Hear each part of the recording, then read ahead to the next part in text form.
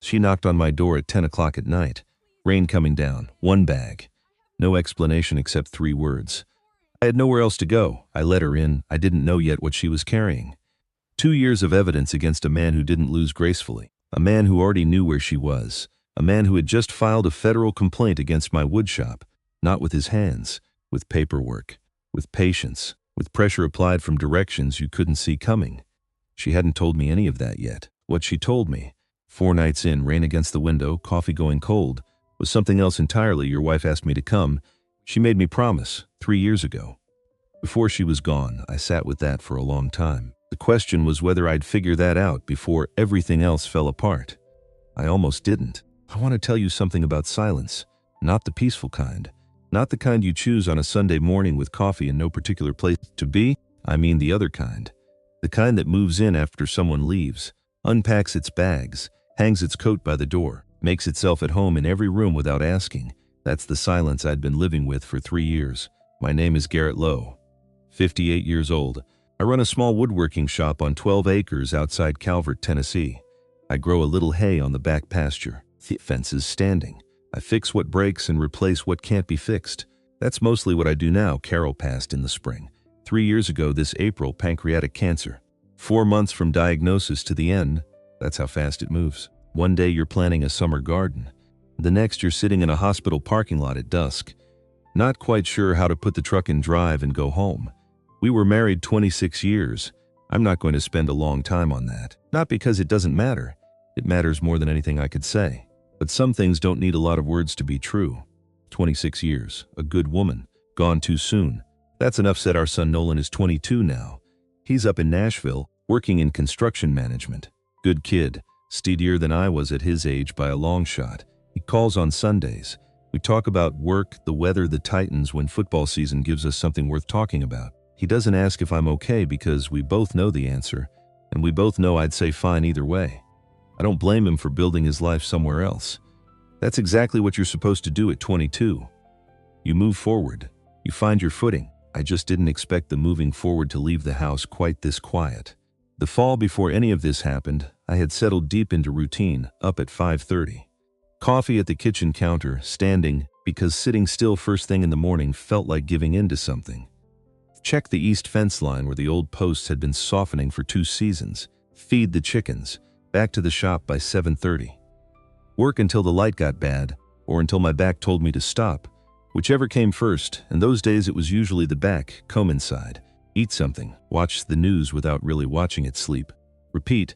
There is a real dignity in routine. I believe that without apology. When everything else has been stripped away, routine is the scaffolding that keeps a man upright. You know what comes next. You know where your hands go. You don't have to decide anything. You just do the next thing, and the next thing after that. Somewhere in all those next things a day passes. My shop sat 40 yards behind the house. Old building. My father-in-law, Gerald, helped me frame it up in the summer of 1998. He was not a man who said much, Gerald. He showed up with his own truck and his own tools, and we worked 3 weekends in a row, and he never once asked what I planned to do with it. Just help me build it right. That was his way of saying he approved of me, I think. I didn't understand that until after he was gone. Good bones on that building.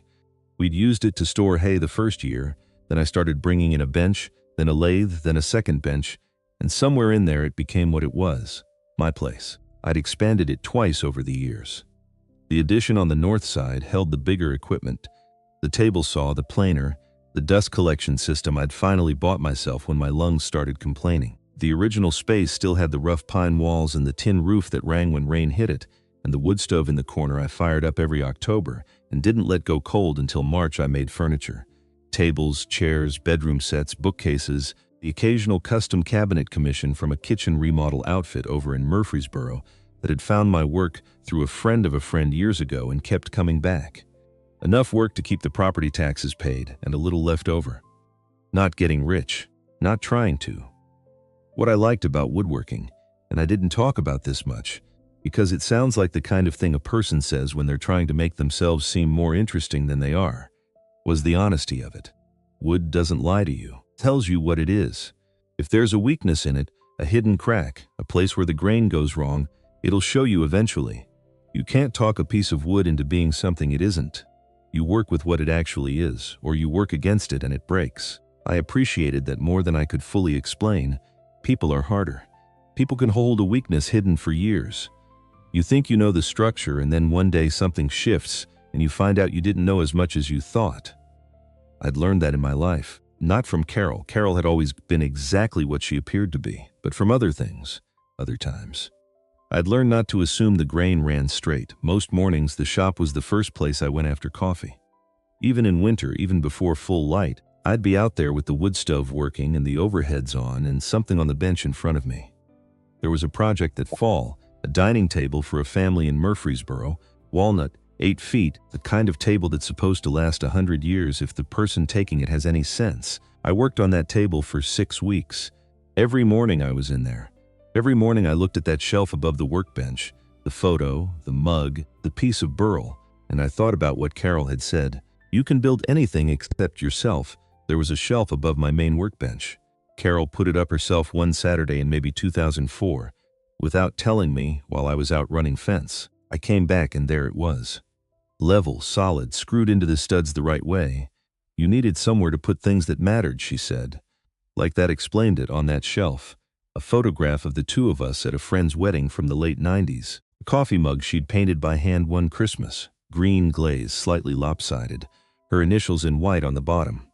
A piece of walnut burl I'd been saving for the right project for going on 4 years. Every morning when I came into that shop, I looked at that shelf before I looked at anything else. I never moved a thing on it. Inside the house, her coffee cup was still on the second shelf of the kitchen cabinet. White, blue rim, bought at a church rummage sale 10 or 12 years before she died. She'd liked the size of it. Said most mugs were too small for a real cup of coffee. I didn't use it, didn't put it away either. It just sat there on that shelf, and every morning I opened the cabinet and saw it, and every morning I reached past it and got a different one. Deacon noticed it. Of course he did. Deacon Briggs had worked with me going on 11 years. He was 66, built like a man who'd been doing physical work since he was 14, which he had, and he had a face that had seen enough to stop being surprised by most things. He came 3 days a week. He was better at the rough carpentry than he'd ever admit. He talked too much, almost always about something that didn't need this much talking, and he was the most reliable person I had ever employed in my life. He was standing in my kitchen one morning, waiting while I searched for his spare work gloves that he swore he'd left by the back door and I swore I'd never seen. He was looking around the kitchen the way he sometimes did, not nosy exactly, just observant. He looked at the cabinet. Then at me. You know, he said, you could put that cup somewhere else. I know, I said. We didn't say anything more about it. That's what I sure appreciated most about Deacon. He knew exactly where the line was. He'd make his point, once. Then he'd drop it and go back to work, and you'd never hear it again unless you brought it up yourself. My neighbor Opal Strand. She hated her first name, Bea, said it made her sound like a goat, insisted on Opal, lived 300 yards down the road. 76 years old. Widowed twice. She'd grown up in Calvert, married in Calvert, buried 2 husbands in Calvert, and had no plans of going anywhere else. She came by the house sometimes, sweet potato bread, apple butter in season. One ceramic rooster that appeared on my porch with no explanation, and which I still could not account for. She never called ahead. She just showed up, knocked twice at the kitchen door, and walked in. She didn't come to check on me. And that distinction mattered enormously. People who come to check on you are really measuring your grief. They're holding it up against some standard of how long grief is supposed to take, and they're deciding whether you're passing or failing. Opal didn't do that. She came because she felt like it. She talked about whatever was on her mind, and she left when she was ready, and there was never any weight to it. That was a gift. I don't think she knew she was giving it, so that was my life. 12 acres, a wood shop, Sunday calls with Nolan, Deacon 3 days a week, Opal and her occasional bread. The white cup on the second shelf I was managing. That was the word I used. Not thriving, not happy exactly, not unhappy either, just managing. Getting through each day in one piece without costing anyone anything. Carol used to say I could build anything. Tables, fences, schedules, whole systems for keeping a property running, except yourself, she'd say. That particular look on her was not cruel, just honest. You can build anything in the world except yourself, Garrett. I'd thought about that line more times than I could count over those 3 years. I was still thinking about it the night Ren Dowell knocked on my door. It was a Wednesday, the second week of November. I remember it exactly because nothing had happened that day. That was the point. It was a Wednesday like every Wednesday before it. Shop in the morning, fence post on the East Line that had finally given up and needed replacing, soup from a can for dinner because I hadn't been to the grocery store and I kept not going. The TV was on. I wasn't watching it. I was doing what I'd gotten good at doing, sitting in the living room with the sound on just loud enough to give the silence somewhere else to be. 10:15. The knock came quick and purposeful.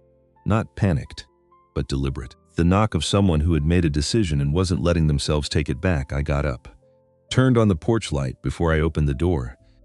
Wren Dowell was standing in the rain, one bag over her shoulder, a travel bag, the kind with the soft sides. Her dark hair flat against her face. She had a hospital scrub jacket layered over a regular jacket, which told me she'd left wherever she'd been fast and just grabbed whatever her hands found first. She was soaked through. Cold. She was doing this thing. I'd see it again later and I'd understand it better then, where she was holding herself very still, very composed, like if she stayed completely controlled on the outside, whatever was happening on the inside wouldn't get out. I had met Wren maybe a dozen times over the years. She and Carol had become friends at the University of Tennessee. Some story about a shared laundromat situation and a broken dryer and a borrowed sweater that had turned into 30 years of friendship. She'd been at our wedding, 1996, standing with Carol's other bridesmaids in burgundy dresses. She'd come to Thanksgiving twice, maybe 3 times over the years. She'd been at the hospital near the end. She brought Carol a specific kind of face wash Carol couldn't find locally, and she sat with her for whole afternoons. And she did not treat Carol like someone who was leaving. I appreciated that. At the time I hadn't said so. I don't think I knew how to. At the funeral, she stood in the back, not in the front with the close family, with me and Nolan and Carol's parents. She stood in the back of the church, near the door. Like she hadn't wanted to take up space that wasn't hers. I noticed it. I had no idea why I noticed it, with everything else that was pressing on me that day, but I did. Now she stood on my porch in the rain, and she looked at me and she said, "Garrett, I'm sorry to just show up. I know this is a lot. You're soaked," I said. "The building I live in. There was a pipe failure in the basement. Apparently it's been getting worse for months, and nobody was told. The city inspector came today and posted a notice. The whole building has to be vacated. We had to be out by tonight," she said it fast. Like she'd run it through her head in the car the whole drive over and she needed to get it out before her nerve gave. "My shift ended at 9, she said. "I don't have family here. Most of my friends. It's complicated. I didn't know where else to go. Kept thinking about other options, and she stopped. She pressed her lips together and looked at me directly. I had nowhere else to go. That simple. That plain." I looked at her for a moment. I could see it, the small tightening around her eyes, the way her chin had lifted slightly because she was bracing herself for a polite no. She'd already started preparing for the disappointment before I'd said a word. I stepped back from the door. "Come inside," I said. "You're freezing." She came in. I took her bag and set it at the foot of the stairs. Got a towel from the hall closet, one of the big ones, the good kind that actually absorbs water rather than just moving it around. Handed it to her without making it into anything more than it was. She pressed it to her face and stood in my front hallway dripping on the hardwood floor, and I went to the kitchen and put the kettle on. That's what you do. You put something on the stove. You give a cold, wet person something warm to hold. You don't start asking questions while they're still shivering. Carol had said that, or something like it. She had a version of that rule. Feed a person first, ask questions later. Let them feel safe before you expect them to explain anything. I made tea, late enough that coffee would have been a mistake.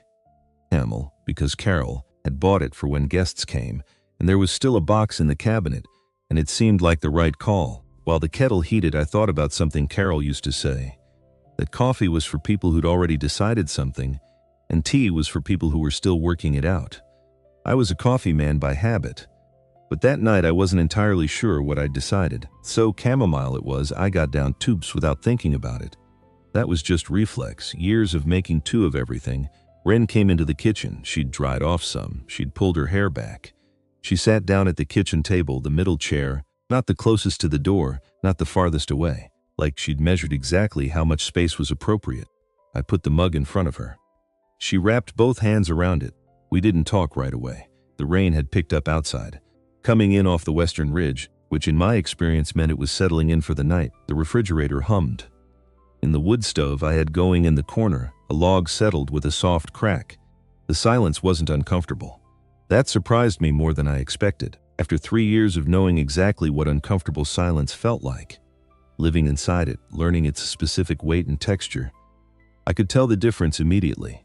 This wasn't that. This was the silence of two people who had known each other at a distance and were now in the same room without the person who had connected them, and neither of them quite knew yet what language applied. That's a specific kind of quiet. I don't have a better name for it than that. I can find a motel, Ren said. The Pineview. I think that's still. Pineview's 30 miles out and it's 10:15 at night, I said. And you just worked a 12-hour shift. She didn't argue. Nolan's room is empty. It's been since August. There's a bed, a dresser, the bathroom's across the hall. You're welcome to it for as long as you need. She looked at me. That careful look again, Garrett. I don't want to be a burden on your... You're not a burden. It's an empty room. I paused. Carol would have... I stopped. I hadn't planned to say that. It just came out. The way certain things do when you're tired and not fully monitoring every word. Ren looked down at her mug. Something moved across her face.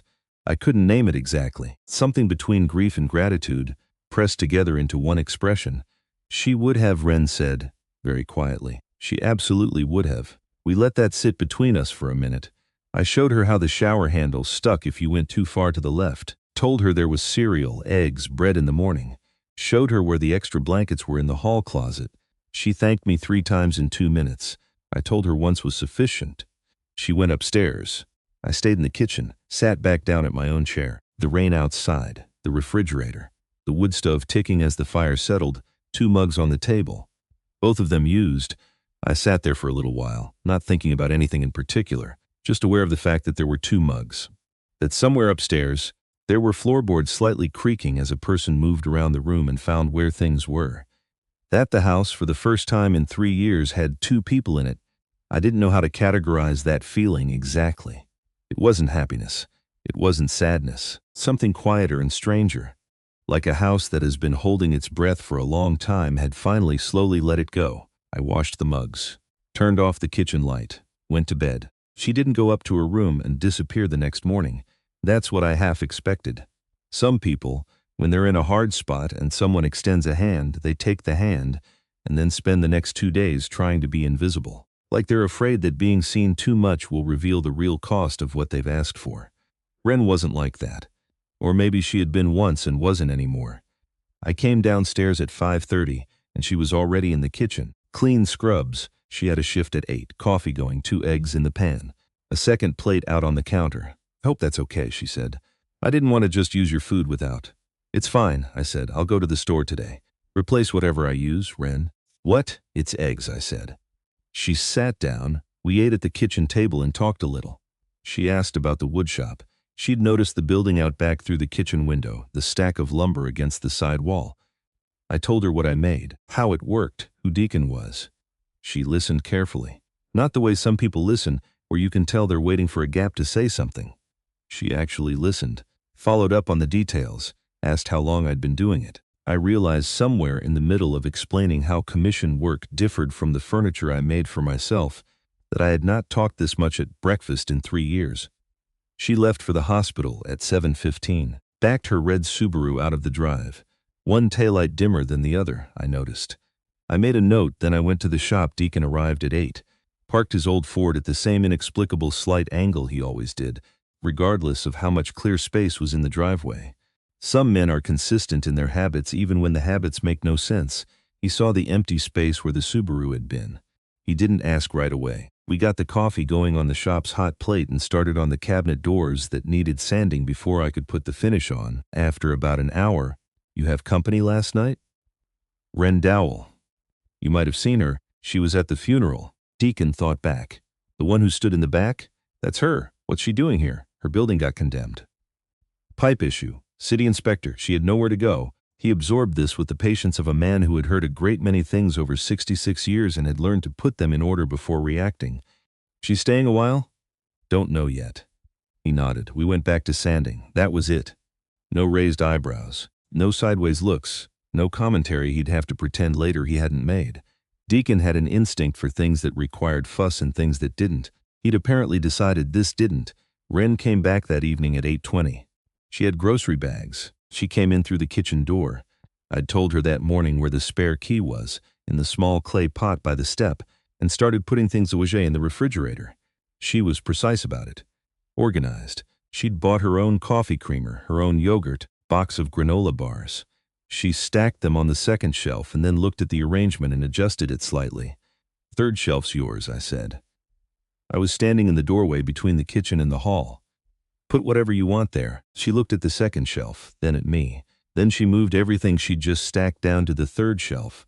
Small thing, but it wasn't small. It was her saying, "I'm here. I'm not going to pretend I'm not." The days that followed had a shape to them that formed without either of us deciding it. She worked her hospital shifts, some days, some evenings.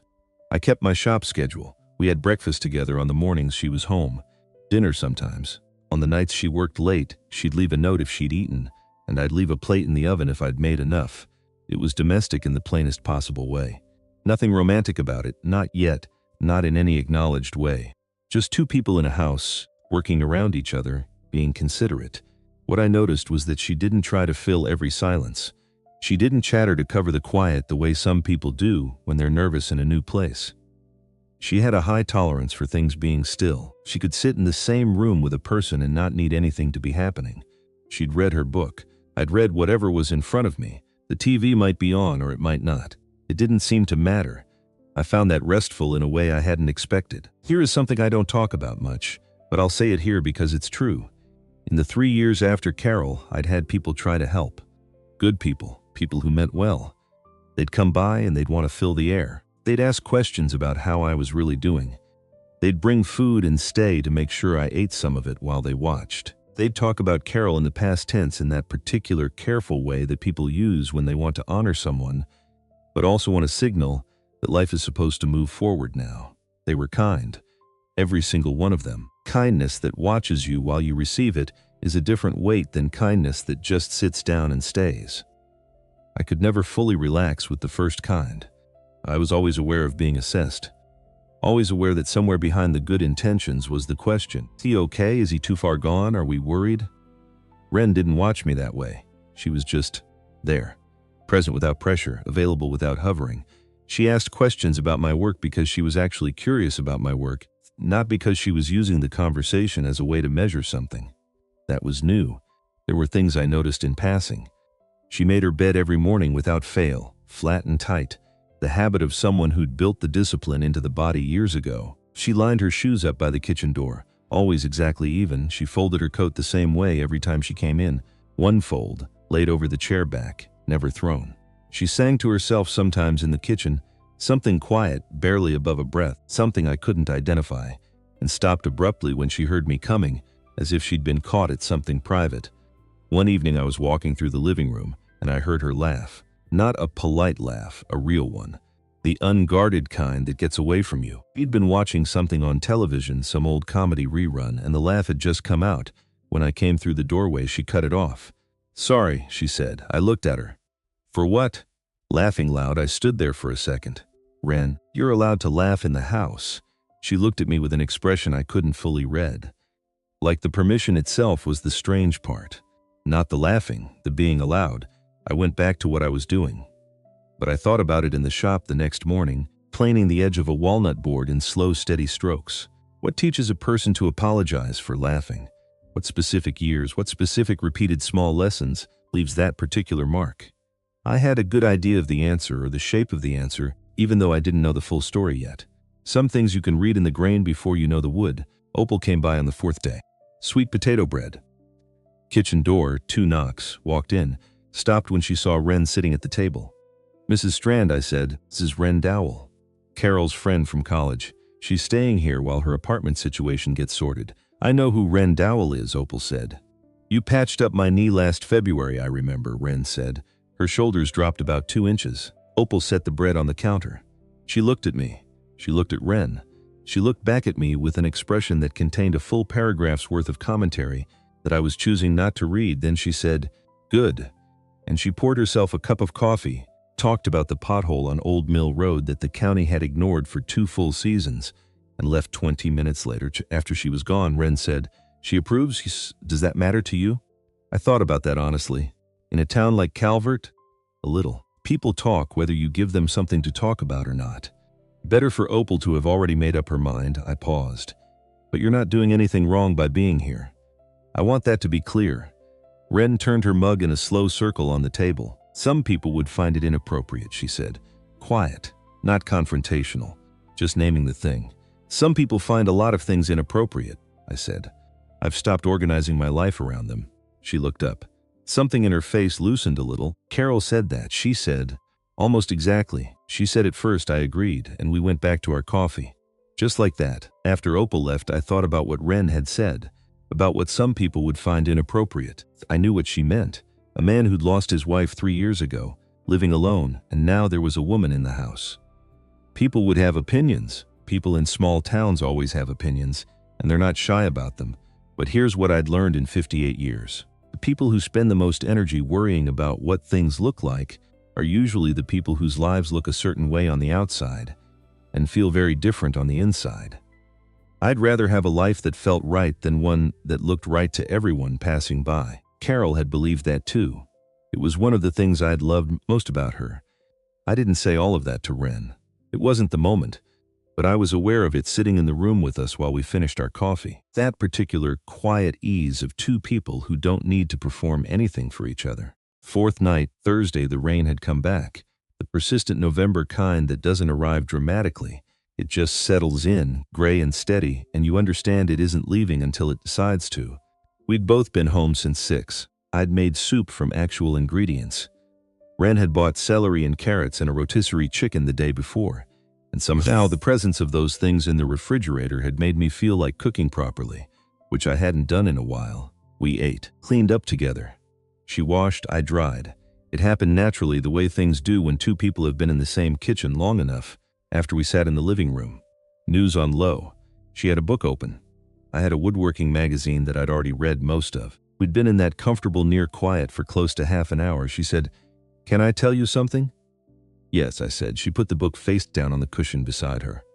Before Carol passed, a few weeks before the end, when we both knew how it was going to go, she asked me to make a promise. I kept looking straight ahead. "All right," she said. "I need you to check on Garrett after, not right away. He won't want anything right away, and he'll say he's fine and push everyone back. But after a while, when the noise dies down and everyone else has gone back to their lives, I need you to make sure he's still there." Wren paused. "Because he won't ask for help, he doesn't know how, and he'll think he's managing when he's really just disappearing." I didn't say anything. I kept it my own way, she said. "I drove past the property a few times over the 3 years. I know how that sounds. I'm not trying to be strange about it. I just needed to see the lights on. See the shop running. Know you were getting up in the mornings." "I didn't know," I said. "I know you didn't. I didn't want you to." She turned her mug in her hands. "Because if you'd known I was checking on you because Carol asked me to, it would have felt like charity, like something you were owed. And you would have shut that door the moment it opened. You'd have said you were fine, which means no thank you, which means goodbye." I thought about whether she was right about that. I decided she was. "So why tell me now?" I asked. She looked at me steadily. She had that quality, steadiness. Not coldness, something warmer.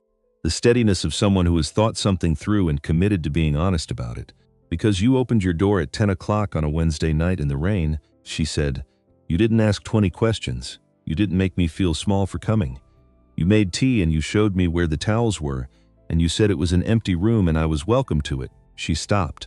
"And because of that, I need to be honest with you. Could have found a motel. It would have been a hassle at that hour, but I could have done it. I came here because Carol asked me to check on you, and because after 3 years I was finally ready to actually do it, not just drive past. Come to the door." The rain hit the window. The news murmured low. 3 years, I said. 3 years, she said. That's a long time to hold something. She was worth holding it for. Simple as that. No drama in it. "Just a plain true thing," said plainly. I looked at the bookshelf across the room. Carol's books were still on the 3rd shelf. I'd never moved them. "I don't think you came here out of obligation," I said. "I know you don't. Carol wouldn't have asked you to do something she didn't think you wanted to do. She wasn't built that way." Wren looked down at the book on the cushion. Her hand was resting on its cover but not gripping it. Her voice when she spoke was quieter. "She knew things about me I never said out loud," she said. She had that. She could just see the thing under the thing. I never completely understood how. I thought about that. About how many times Carol had known something about me before I knew it myself. How many times she'd named a thing in me I hadn't a word for yet. Yeah, I said. She had that. We sat with it for a minute. Then I said, I'm glad you came, Ren, and I want to say that clearly. I wasn't doing as well as I was telling myself I was. Having someone in the house, it helps. More than I expected, she looked up at me. She was weighing whether to believe it, I could tell. Not because she thought I was lying, but because she wasn't used to being told she made things better. She was used to being the person who made things better for others, and then went home alone. Me too, she said. Being somewhere that doesn't feel like I'm imposing, it helps more than I can say. You're not imposing, I know. That's what I mean. Not feeling like an imposition, it's more than you'd think. I looked at her across the table. This woman who had spent 10 days quietly organizing herself into the smallest possible footprint in my house. Who apologized for laughing. Who had moved her groceries to the third shelf the moment I gave her permission to use it, like permission was something rare and breakable that needed to be handled carefully. You're allowed to take up space here, I said. I mean that, she smiled. Small and careful, like she was testing the edges of it. Like it might not hold her weight. Carol said something like that to me once, she said after a moment. Before everything. I was going through a hard time and I kept apologizing for talking about it too much. Carol looked at me and said, Ren, your problems are allowed to exist. Stop making yourself smaller so other people can stay comfortable. She paused. I thought I'd gotten better at it. Maybe you've been in a situation for a long time that undid some of the work, I said. She looked at me. 11 years is a long time, I said. Things get worn down. That's not a character flaw, that's just wear. She held her mug and looked at the table. When she looked back up, her eyes were clear. Steady, thank you for that, she said. Not the thank you that closes a door, the kind that opens one. We went back to our respective silences after that, but something had changed in the air between us. We'd said honest things. And there is a particular kind of quiet that follows honesty, cleaner than the silence before it, like air after rain. That night I lay awake listening to the rain on the tin roof, which I could hear faintly from the bedroom when the night was still enough. I thought about what Carol had done, the full weight of it. She had been dying, truly dying, knowing the exact shape of her remaining time, and she had used some portion of that time thinking about what would happen after she was gone. Not just grieving what she was losing, planning something, putting a piece in motion that she knew would take years to arrive. Tried to sit with how that felt. What I found, being honest with myself, it didn't make me sad. Or not only sad, mostly it made me feel something I could only call seen, fully seen, by someone who had loved me carefully enough to know my specific failures, to know I'd push people away, to know I'd call it managing when I was really just disappearing day by day into the quiet, and she hadn't tried to fix that directly. She hadn't left me instructions or letters full of advice. She'd been smarter than that. She'd known that I wouldn't follow instructions about how to live. She'd done something better. She'd put one specific person in motion. Someone who already had a place in my world. Someone who had her own reasons for coming. Someone I'd already trusted at a distance, which meant the trust was there. It just needed proximity to become real. That was the most precise kind of love I'd ever seen. Not the loud kind. Not the kind that makes speeches. The kind that pays close enough attention to work with what a person actually is instead of what you wish they were. I lay in the dark a long time thinking about that. About what it meant to be known that way. About whether I'd ever fully understood, while Carol was alive and right beside me, just how carefully she'd been watching. I don't think I had. That's what I've learned 3 years out. The people who know us best, we're usually the last to see it clearly. We're too close. Too inside the ordinary of them. Extraordinary thing they're doing is invisible to us while they're doing it, and then they're gone. And the distance finally gives you the angle to see it. And there's no one left to thank. 10 days in the arrangement that was supposed to be temporary had stopped feeling temporary. Not in a bad way. In the way that good habits stop feeling like habits and just become how things are. Ren had her shelf in the refrigerator, keys on the hook by the kitchen door. Her coat on the second peg of the coat rack. She'd fixed the bathroom faucet that had been dripping since summer, said she'd just tightened a fitting, no big deal, and done it so quietly I hadn't known until I turned on the tap and the dripping had stopped. Like someone had solved a problem without needing to be thanked for it. She'd asked if she could put a small plant on the kitchen windowsill. A pothos, she said. She had it in her car. I said, of course. The plant was on the windowsill the next morning, green and slightly overgrown, trailing a long vine down toward the counter. I found I liked looking at it. We were having dinner on a Tuesday. I'd made chili, she'd made cornbread without saying she was going to, and we'd ended up with this meal that neither of us had planned. When I heard the mail truck out on the road, I didn't get up right then. We finished eating first. She told me something funny that had happened on her shift. A patient, elderly, very certain about his own medical opinions, who had diagnosed himself with 5 different conditions simultaneously using a website, none of which he had. She told it well. It made me laugh, a real one, not the polite kind. And I realized I'd laughed more in 10 days than in the previous 6 months combined. After we cleaned up, I walked out to the mailbox bills, a supply catalog, a card from Nolan's girlfriend, sent cards occasionally for no apparent occasion, which I'd decided was a good quality in a person, and then a letter with a government seal. Official envelope, the kind with the window cut out. I stood at the end of the driveway and read it. Tenal Revenue Service, Notice of Examination Inquiry. Based on an anonymous third-party complaint, my business income was being flagged for review. Possible unreported cash transactions. Specific dates and amounts listed. Specific enough that someone had to have known my operation closely. I read it twice. Then once more because I was hoping the words would rearrange themselves into something that made less sense. They didn't. I walked back to the house slowly. Wren was wiping down the counter. She looked up when I came in. She read my face before I'd said a thing. What is it? I put the letter on the table. She picked it up, read it, and I watched something move through her face, not surprise, the opposite of surprise. Recognition. The particular recognition of someone who has been expecting a thing to arrive for a long time and is now watching it arrive. She set the letter down carefully. Precisely. Like she was controlling the movement because she needed to control something. Anonymous complaint. She said, "That's what it says." She looked at me. Garrett. This is Silas. I'd heard the name twice in passing over the 10 days. Her ex-husband, she hadn't elaborated and I hadn't asked. Something had told me the time for that conversation was ahead of us, not behind. Tell me about Silas, I said. I sat down. She sat across from me. She took a breath, measured, deliberate, the breath of someone choosing how to enter a room. We were married 11 years, she said. His name is Silas Pruitt. He's the loan manager at Harlan County Credit Union. Has been for 15 years. Well-regarded. Rotary Club. Coaches a youth basketball team. On paper, on the outside, he looks like the definition of a solid community man. And underneath, he controlled everything. She said it without drama. Like she was reading from something she'd written out and reviewed many times. Not with threats. Not with his hands. He was smarter than that. He used other things. He controlled the finances from the start. I didn't have a personal account our whole marriage, just a shared one he monitored. He decided what was worth my time and what wasn't. He used small things I told him in confidence as leverage later. He kept me just uncertain enough about my own judgment that I second-guessed myself constantly. She looked at the table. He never raised his voice. He never threatened me directly. That's the part that's hardest to explain to people. When there's nothing you can point to, no bruise, no incident, you start to wonder if you're making it up. That's what that kind of control does. It makes you doubt the experience you're living inside of. I listened. I didn't rush her and I didn't offer anything. Filed for divorce 2 years ago, she said. It took me a long time to get to that, longer than it should have. And when I filed, he was almost pleasant about it. That worried me more than anger would have. Anger I would have understood. The pleasantness meant he was thinking. Regrouping, I said. Exactly. And then nothing happened for a while.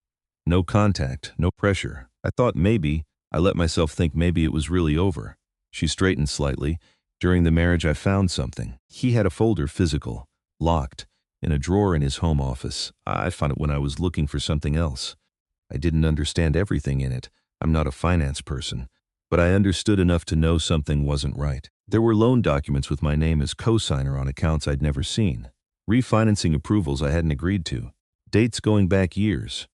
My signature, or something that looked like my signature, on things I'd never touched. Kitchen was quiet except for the refrigerator and the pothos on the windowsill moving slightly in the heat from the stove vent. I copied what I could, she said. I didn't tell him. I took copies and I put them on a USB drive and I kept it. He knows you have it. Figured it out before I even left. I think he went looking for the folder when he sensed things were going wrong between us and he found my copies missing. She looked at the letter on the table. He let me alone for 1.5 years. I think he was hoping I'd want it to be over enough that I'd walk away and leave everything behind. But you didn't. I couldn't. She met my eyes. Because the names on those documents, those aren't just numbers on paper. Those are people in this county who trusted that institution, who refinanced their mortgages and their farms and their small businesses believing the rates were fair, believing the terms were what they were told. And they may not have been. She stopped. I can't just leave that. I can't live with having known and done nothing. I sat with that for a moment. Did you do anything wrong? I asked, directly. Because if I was going to stand where I was thinking of standing, I needed to know. She looked at me without flinching. I was married to someone who did wrong, she said. I signed things I didn't understand because I trusted a person I shouldn't have fully trusted. But knowingly participate? She shook her head. No, then we deal with it, said. She looked at me with that expression again, the one I'd seen that first night, and again when I'd told her she was allowed to take up space. Something between surprise and something else that wasn't quite gratitude. More like the feeling of a thing being real that you weren't sure would be real. Garrett, she leaned forward slightly.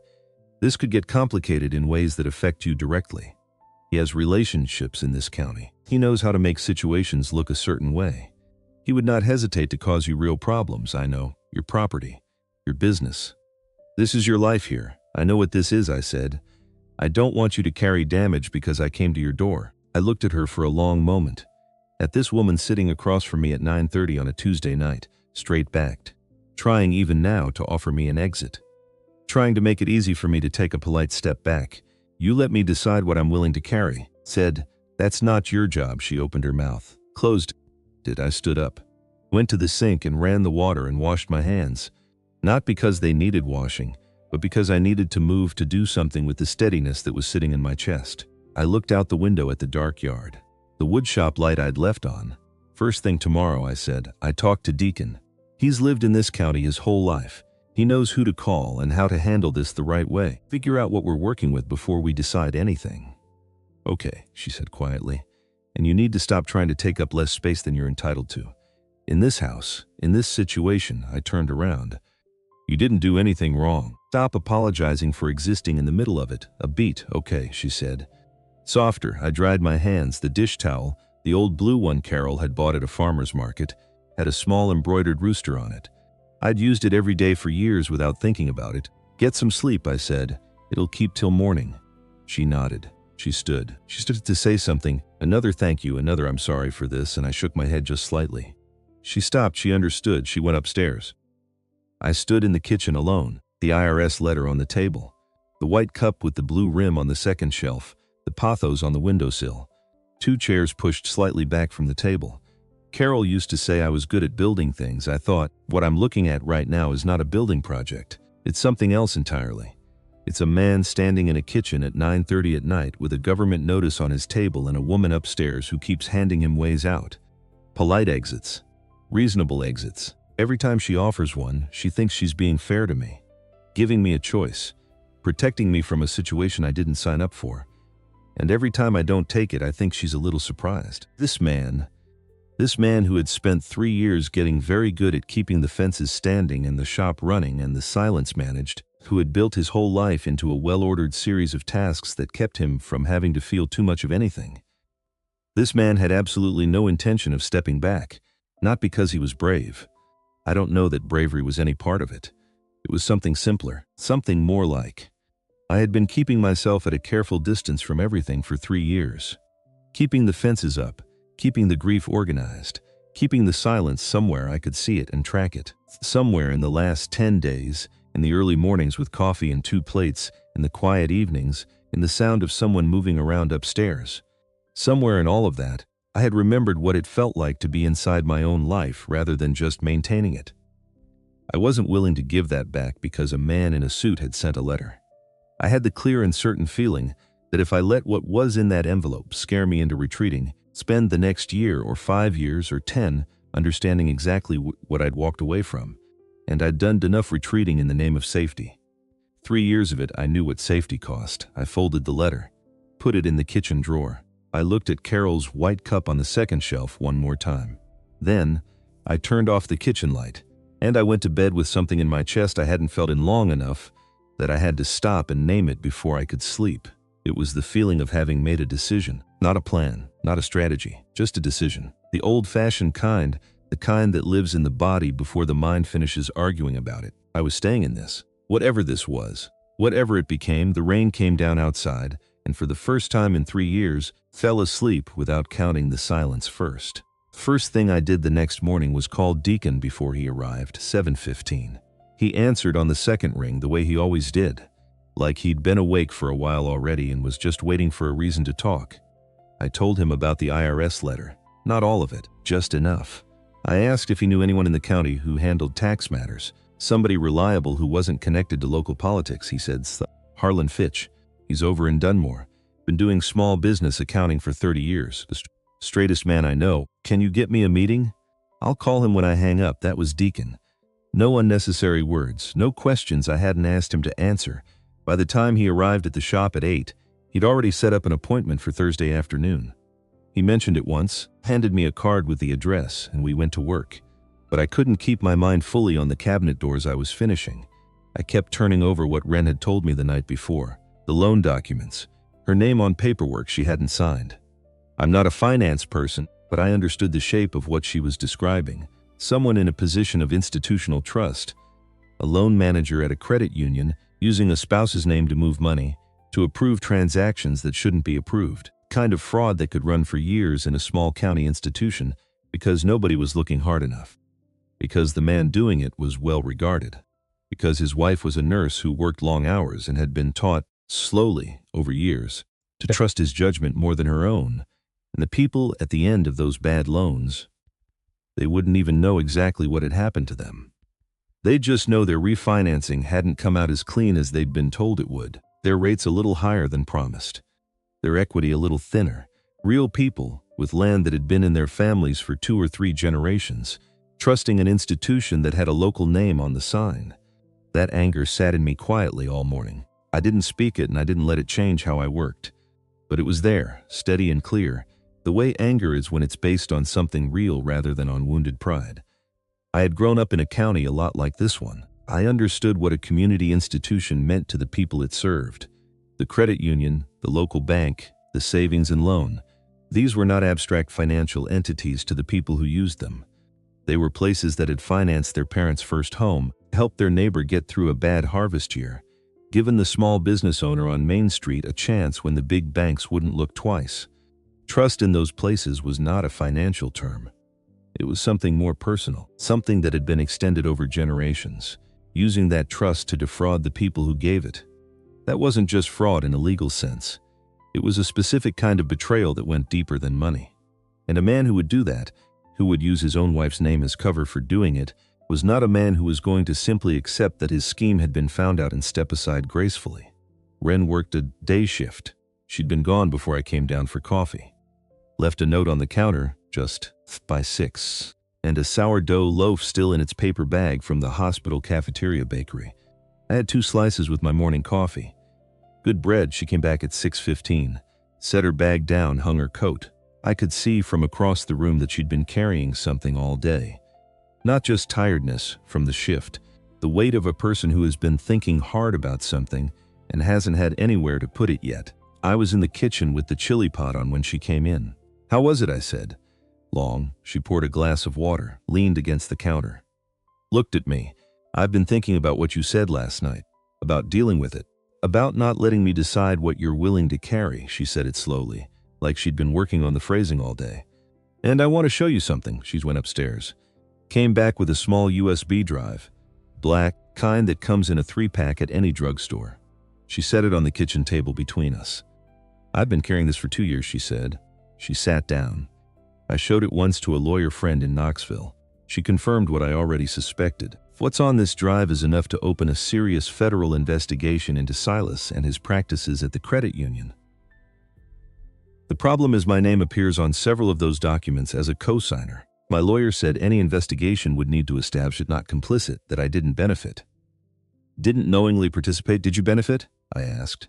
Directly, no. Every transaction he ran through my name was one I never saw a dollar from. We had a joint account he managed. I had no access to the credit union's business side. I signed things he put in front of me because I trusted him and because the marriage had taught me that questioning him closely was not a comfortable experience. I looked at the drive on the table. Your lawyer's advice? Federal Channel. FBI field office in Knoxville rather than local law enforcement. Silas has relationships in county government. If it goes local first, there's a real chance it gets buried before it gets anywhere. She held my eyes. She also said I should be somewhere safe when I make that move, because once I trigger it, he'll know. And Silas does not back down when he loses control of a situation. He finds another angle. The kitchen was quiet around us. Outside, November dark had come down early and full. The kind of dark that makes a lit kitchen feel like the only warm place left. Thursday I have that meeting with the accountant in Dunmore, I said. I want you to come and bring that drive. We tell him the full picture. He can point us in the right direction. Wren looked at me. That steadiness in her that I'd come to recognize, not coldness, something warmer. The steadiness of someone thinking clearly. This is not your problem, she said. I know, I said. I'm choosing to be in it. There's a difference between those two things. She held the edge of the table with both hands. Not gripping, just resting her fingertips there. She looked at the drive in the center of the table, then at me, then somewhere in between. I've been afraid to use it, she said, quietly. Not ashamed, just honest. Not because I don't know it's right. Because every time I got close to doing something with it, I'd think about what happens after. My name in documents. Investigators asking questions. Silas's lawyer finding every inconsistency in how I described the last 11 years. Being the woman who accused her successful, well-liked ex-husband of fraud, she paused. I know what I lived. But I also know how easy it is for people to tell a story about a difficult divorce where one party just can't let things go. I looked at her steadily. You have documentation. I have documentation and a story that depends on people believing I was controlled to the point that I signed things without understanding them. That's a harder sell than it sounds. It's a harder sell to someone who hasn't seen it, I said. To someone who has just a description of something real. She looked at me. You believe me, she said. Not a question. More like she was noting the fact of it for her own records. Yes, I said. From the first night, she looked back at the table, fingertips on the edge of it, the small drive sitting between us. Okay, she said finally and quietly. Okay, I put bowls on the table. We ate. The days that followed moved carefully. The way days do when something is building underneath them and you're waiting for the right moment to act. Not stalling, just being deliberate. Wren worked her shifts. I worked the shop. We handled the ordinary details of the house, with the ease of people who have learned not to be in each other's way, which is more of a skill than people give it credit for. It requires real attention. Knowing when someone needs quiet and when they'd welcome conversation. Knowing when to leave something alone. On a Tuesday, she finished a short shift at 2 in the afternoon and showed up at the shop door while I was cutting a dovetail joint on a blanket chest. She knocked on the open door frame. Can I watch? Come in, I said. Watching is fine. She came in slowly, looked around at the space, the smell of sawdust and linseed oil, the tools on the pegboard wall, the half-finished walnut dining table on the far bench. She walked along the workbench without touching anything, the way a person moves through somewhere they want to understand before they say anything about it. She stopped in front of the shelf above the bench, the photograph, the green mug, the piece of burl. She stood there a moment, looking at it. Then she turned to the blanket chest. What's that joint called, she said. The zigzag one, dovetail. The angle makes it mechanical. The pieces lock under tension. You could pull from both ends and they wouldn't separate. The harder you pull, the tighter they hold. She studied it. So the pressure is what makes it strong. That's the principle. There's something in that, she said. Probably she found the old stool in the corner. Gerald's grandfather had made it. I'd bought it at an estate sale because it was good work and deserved to still exist. And she sat down on it and watched me work. I don't generally like being watched while I work. It puts a wrong kind of consciousness in my hands. But Wren watching wasn't that kind. She was quiet, not evaluating. Just genuinely interested in what was happening in front of her, the way a person is interested in something real. I worked for a while. She asked questions occasionally in the natural pauses. Why this wood, how long to learn a clean joint, whether the commission work was different from what I made for myself. I answered, and somewhere in the back and forth of it I realized I was talking more freely than I had in. I couldn't put a number on it. Not performing expertise, just talking about work I loved to someone who was actually listening. You're different out here, she said, during a longer quiet stretch. How so? More settled. Like this is where the rest of you lives. I looked at my hands. Carol said the shop was where I made sense. She was right, a small, real smile. I think most people have a place like that. Somewhere the noise stops. Do you have one? She thought about it genuinely, not quickly. The hospital floor. Sounds strange because it's loud and always in motion. But when I'm fully in the middle of caring for someone, really present in it, everything else goes quiet. I'm not thinking about anything except what's in front of me. That doesn't sound strange, I said. I think it's why I've done it 15 years even when it's hard, she said. It's the one place I've never doubted whether I'm doing the right thing. I understood that better than I could have explained. We stayed until the light through the west window went flat and gray. Neither of us was in a hurry to leave. There's something about a workshop in late afternoon, the smell of wood, the low light, the feeling of things being made, that this slows a person down in a good way, makes the hour feel worth something.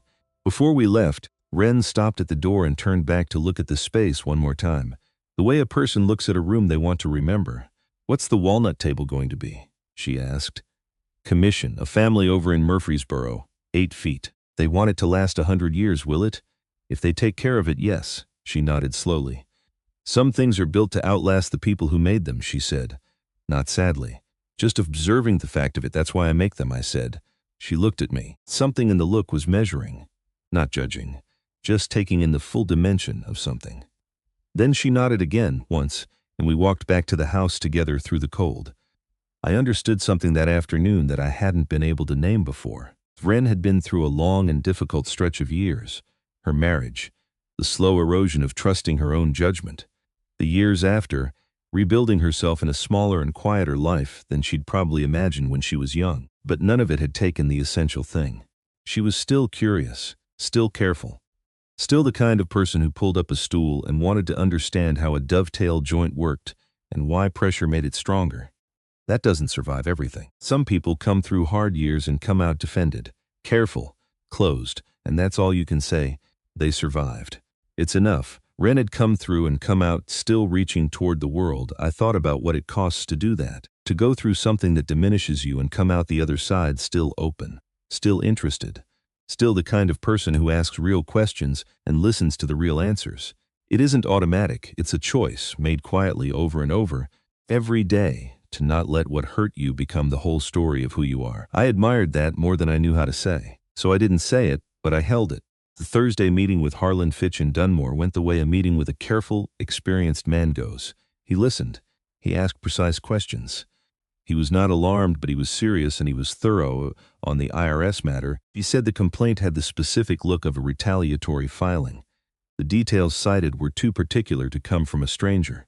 Someone had inside knowledge of my operation. His assessment was that a proper documented response would likely result in the inquiry being closed without findings. It would take 2 or 3 months. He'd handle it. He looked at Ren's situation carefully. He was outside his lane on the financial fraud itself, but he knew the terrain well enough to confirm what her Knoxville lawyer had already said. Go federal, not local. He gave her the name and number of a former IRS investigator now consulting for attorneys in the area. Someone with direct experience structuring fraud disclosures that protected the reporting party's position. We drove home mostly quiet. The good kind. The kind after something heavy has been handed to someone more qualified to carry it. 10 miles out from Calvert, Ren said. Thank you for coming with me. Of course, I said. I mean it. I've handled things alone for a long time. It became a habit. Silas made sure I didn't have many people close enough to notice things. And after, I just stayed in the habit. Just me. She looked at the winter fields passing outside her window. Sitting in that office today with someone else who knew the whole thing, it felt different. I kept my eyes on the road. You don't have to handle things alone, I said. Not while you're here. A pause. What if I'm here a while? She said. Not flirtatious. A real question, asked plainly. Then you're here a while, I said. She looked at me, Garrett, Ren. A pause that held something neither of us was quite ready to step into yet. Then she looked back out at the fields. I looked back at the road, but the question had been asked. The answer had been given. We both knew it. Monday morning, 5:30. I came downstairs and found a note on the kitchen table. Not the usual kind. This one was longer. Her small, careful handwriting. Garrett, sorry to do this in a note. I couldn't sleep and I didn't want to wake you. I've been thinking about the situation all week and I've realized I was wrong to let you carry any part of this. Silas is doing what he's doing, the IRS letter, the pressure, because I'm here. If I go and handle this directly, he has no reason to come at you anymore. I'm going to contact the FBI field office from somewhere he can't find me for a few days. I'll be safe. You've been kind to me, and I don't want to be the reason your life gets harder. W. I read it twice, then I set it down, stewed in the kitchen for a moment. The pot was on the windowsill. 2 mugs drying in the rack from yesterday morning. The 3rd shelf in the refrigerator with her yogurt and her coffee creamer in a straight line. I picked up my keys. She'd mentioned Pat from the hospital. Birch Street, east side of town. She'd brought it up in passing once, said Pat had offered a couch the night the building was condemned. She probably hadn't thought I'd filed it. I drove the 12 minutes across town. Still dark, 37 degrees, breath visible in the truck cab before the heat came up. Her red Subaru was parked in front of a small house on Birch Street, that one taillight still dimmer than the other. I'd been meaning to mention it. I parked behind her, sat a moment, then got out and knocked. Wren answered codon, bag at her feet. Keys in her hand. She'd been on her way out the door. 5 more minutes and she'd have been gone. She looked at me. How did you? You mentioned Pat, I said. Birch Street. She pressed her lips together. Something moved across her face. Frustration and something softer, both at once competing for the same ground, Garrett. I left a note explaining. I read the note, then you understand why I understand what you think you're doing, I said. You think if you remove yourself, he loses his angle on me and I go back to my normal life. That's right, it's not right, I said. Because you're assuming the most important thing here is the IRS letter. It's not. The most important thing is that you're standing in front of me at 6 in the morning with your bag packed, about to go handle something dangerous by yourself, because you've spent so long carrying things alone that you've stopped noticing there's another option. The porch light was on. Her breath came in small clouds in the cold air. I don't want to be a weight on you, she said. Quieter now, you're not. I showed up at your door, and I opened it, I said. That was my choice. Everything since has been my choice. You don't get to take that away from me by leaving in the dark to protect me from something I've already decided to stand in. She looked at me for a long moment, the cold, the porch light, the empty street behind me. Come home, Wren, I said. The words sat there between us in the cold air. Home. I hadn't planned it exactly that way. But it was the right word and I wasn't pulling it back. Something opened in her face. Not weakness, the opposite. The look of a person who has been holding a door shut for a long time and finally decides to let it open. Okay, she said, her voice slightly unsteady. I took the bag from her hand, not making a statement of it, just taking it, the way you do when you've decided to show up for a person. We drove back in the early dark without talking. But it wasn't the silence of 2 people with things unsaid. It was the silence of 2 people who had just said the most important things without many words at all, and were letting those things settle. That evening Deacon stayed past 4, unusual for him. He'd made a personal rule decades ago. Leave at 4 regardless of what's unfinished. He said once that in his 60s he'd learned a project would always more time than you gave it, and there had to be a limit or the project owned you. But at 10 to 4 he poured a second cup from the shop's hot plate and sat on the stool by the door. I kept working. I knew he had something to say and that pushing it would only slow it down. At 4:15 he said, "Can I ask you something?" "Yes," I said. "How much do you know about Wren? About before?" "Before Silas, before all of this." I put the chisel down, turned to face him. "Not much." "Why?" He held his coffee in both hands. "A habit from cold winters," he said, when the mug was the warmest thing around. "Carol talked to me sometimes," he said, "while she was sick, while you were both here and she was going through it. Not gossip, that wasn't Carol's way. But she'd work things through out loud sometimes. I think because I was easy and I wasn't going to repeat things and I wasn't going to cry on her, I waited. She told me Wren had been in love with you," he said. "A long time ago, before Carol, before everything." I kept my face still. Carol's words were, "Wren never said it, but I knew, I always knew. And I never told Garrett because he would have made it into something that needed resolving, and it didn't need resolving. It just needed to be left alone to be what it was." The wood stove ticked. Outside, the last of the light was going from the west window. She said one other thing. Deacon continued. He was looking at his coffee, not at me. She said that in all those years of knowing what Wren carried, she'd never once been afraid of it. She said, "Deacon, some feelings are bigger than they are threatening. What Wren feels for Garrett is that kind. It's not a danger to anything. It's just a large, quiet thing that's been there a long time." He looked up. "I'm telling you this," he said, "because I've been watching the 2 of you for 3 weeks, and I think you should have the full shape of things before anything happens or doesn't happen." I looked at my hands resting on the workbench, the grain of the wood, the sawdust in the lines of my knuckles. "Carol never told Wren she knew," I said. "Far as I know, no. She held it," I said. The whole marriage, she was good at holding things that didn't need to be said. I stood there in the quiet of the shop and thought about that. About Carol knowing, not just once, not just suspecting, but knowing for years and choosing to hold it quietly. Not as a wound, not as something to fix or address, just as a fact she'd made her peace with in her own private way, trusting both of us entirely. That was a scale of love I could barely comprehend. That kind of security, not the absence of knowing something difficult, but the presence of trusting two people anyway, completely, even with that knowledge in your hands. I'd thought I'd understood my wife. Turns out there were rooms in her I'd never been in. She's a good woman, Deacon said, standing up. He washed his mug in the shop sink. Wren, she's been in a hard patch for a long time and she's still standing straight. That's not a given, no, I said. It's not. He put his jacket on and left at 4:20. I heard his truck pull out at that slight angle, the same as always. I stayed in the shop alone a while longer. I thought about Deacon's words, about love that is large and quiet and asks nothing, about a woman who had carried a feeling for 30 years without once making it a burden on the person she felt it for, who had stood in the back of a church at a funeral because she hadn't wanted to take up space that wasn't hers, who had driven past a property for 3 years just to confirm the lights were on. I thought about what it costs to love someone that quietly. Not the grand romantic kind of love that announces itself, but the other kind, the kind that operates in the background, without acknowledgement, without any expectation of return. Most people can't sustain that. Most people need the love they give to be seen, to be received, to be met with something. There's nothing wrong with that. It's human, but Wren had done it without needing any of that. She had loved from a distance, cleanly, for 30 years, had made her peace with what it was and what it wasn't, had never, as far as Carol could tell, let it become bitterness or resentment. It had just remained what it was, a large, quiet, generous thing that sat beside her life without consuming it. I thought about what kind of person that requires.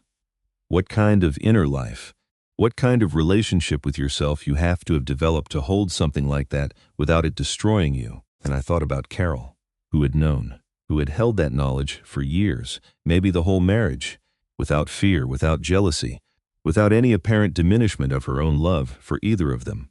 She had known Wren's heart and trusted it completely, had known her own heart and trusted it too.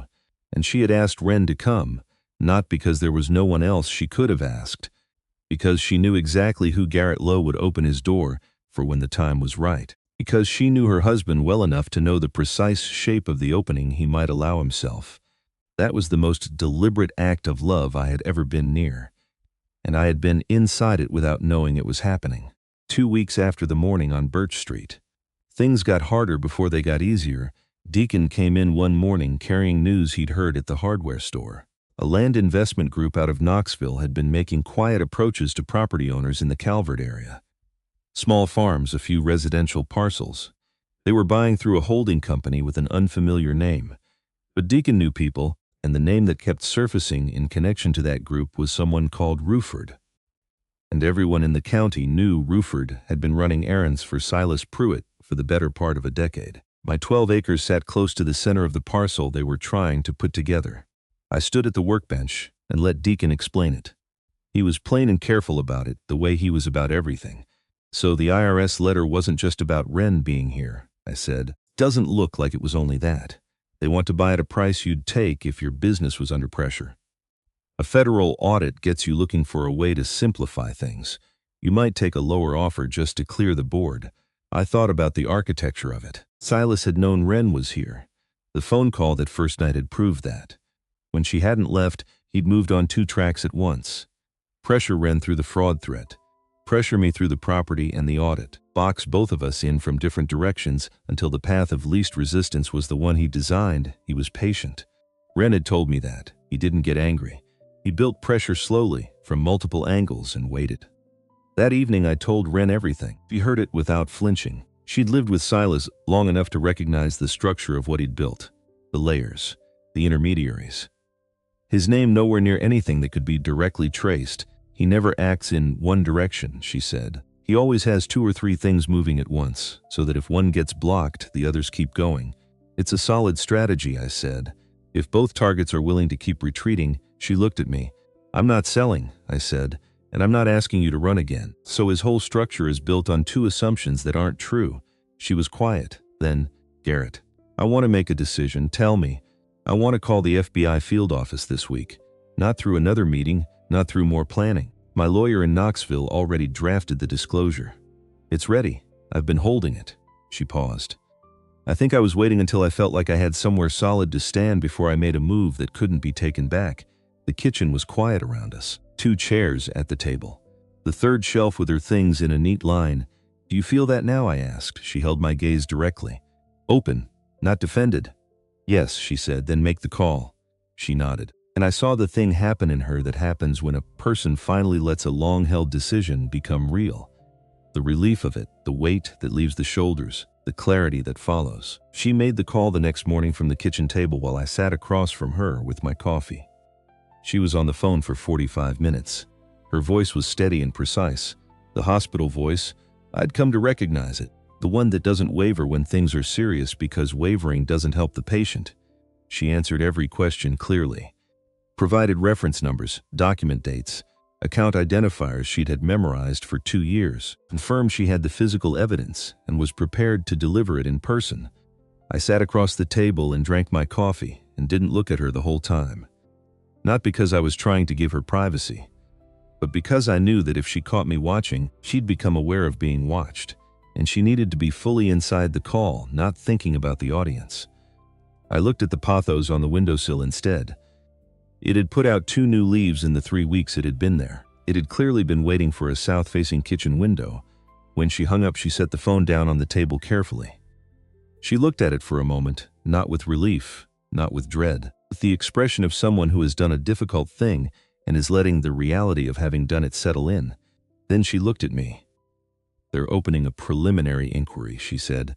"They want me in Knoxville on Friday to deliver the drive in person. They'll have an agent there who's handled financial institution fraud cases before."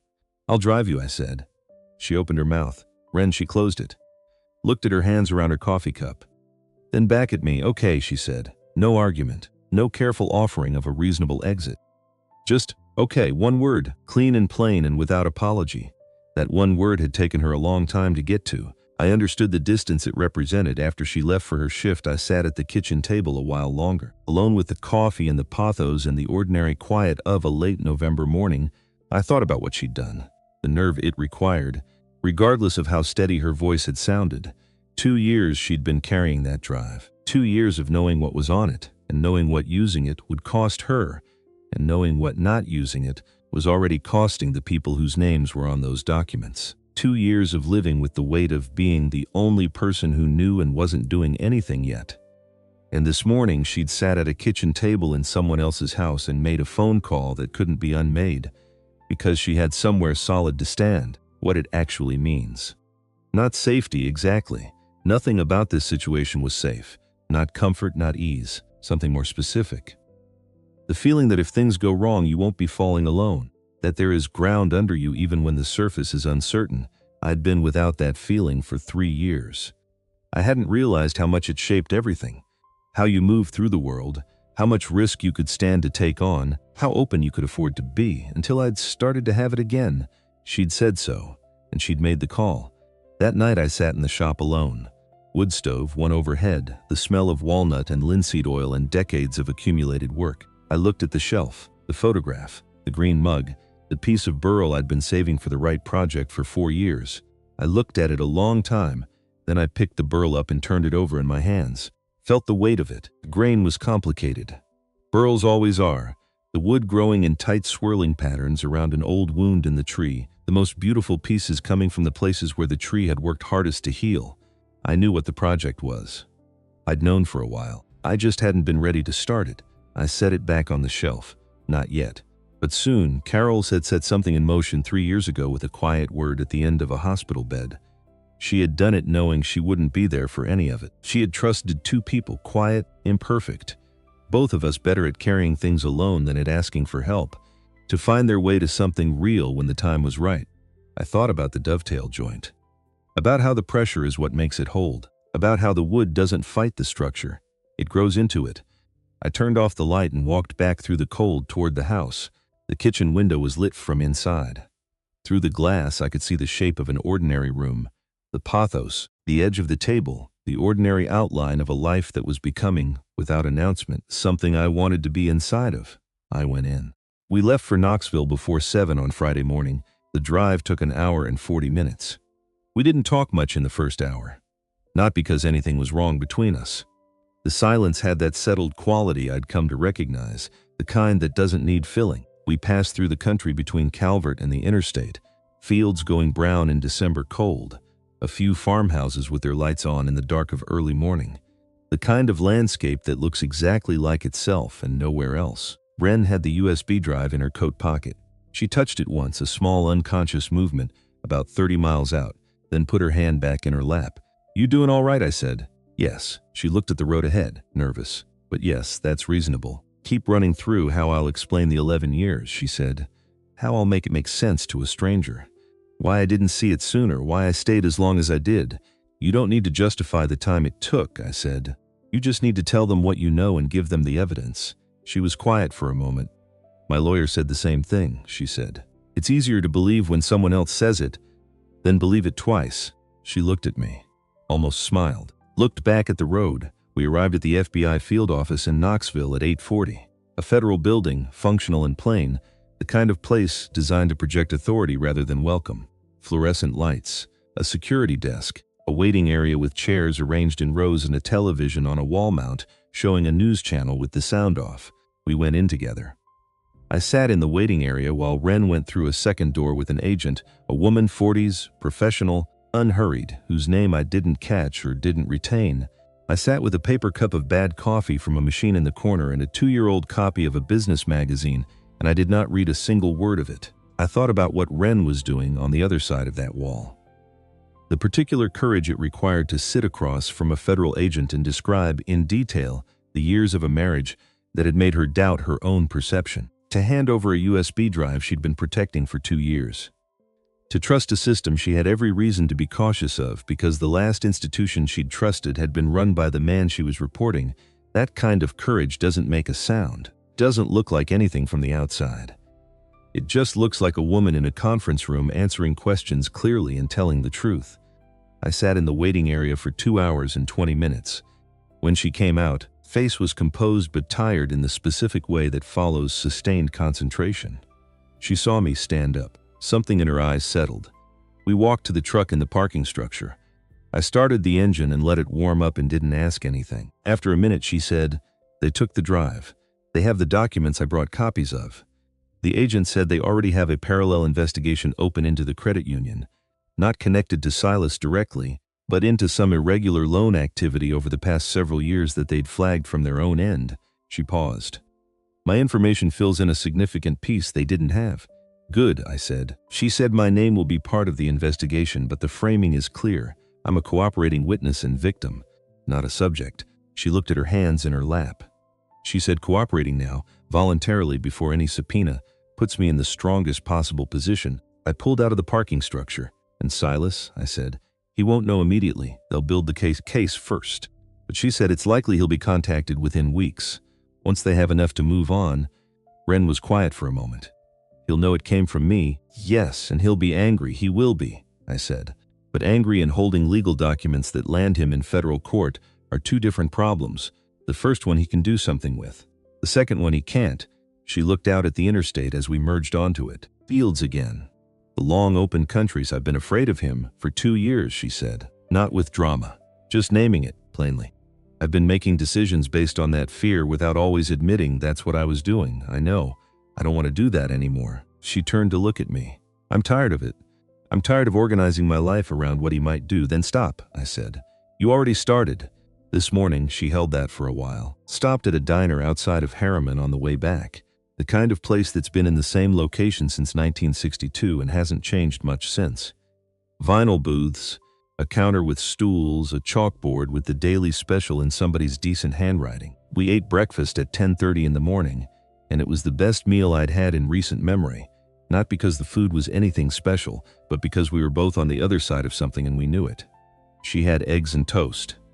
I had the same. We talked about the diner, about whether places like this could survive, about what made them worth saving. Easy conversation. The kind that doesn't need to go anywhere. When we got back to the house, it was past noon. Wren went upstairs to change out of the clothes she'd worn to the meeting. I went to the shop and stood in it for a few minutes without working. just standing. Whatever happened next would take the time it took.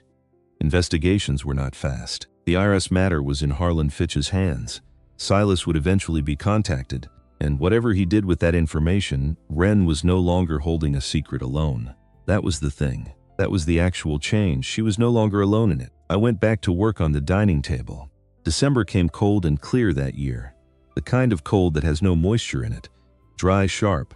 The kind that makes every sound carry farther than it should.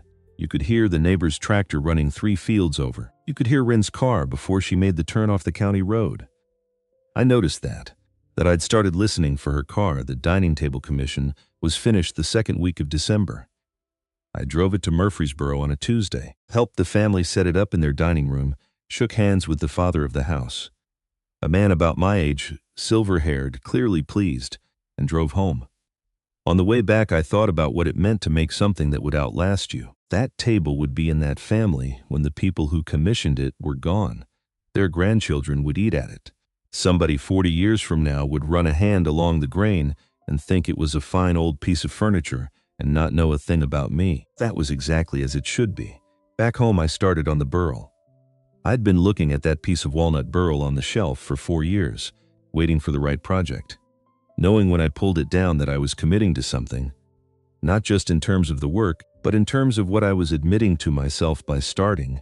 The difference between looking at a piece of wood and picking it up is the difference between thinking about a thing and doing it. I'd been thinking about it for 4 years. December seemed like the right time to stop thinking. I was making a box, a small one. Fitted lid, simple joinery lined with cedar, the kind of thing you put letters in, or photographs, or a coffee mug that deserves more than sitting on a shelf, gathering the particular sadness of things that can't be used because using them would feel like too much of an ending. I didn't tell Wren what I was making. She came out to the shop one afternoon and found me working on it. She stood at the bench and looked at the piece, the grain visible now that I'd taken the first passes with the plane, the swirling complicated pattern that is a burl's signature. "What is it going to be?" she said. "A box for what?"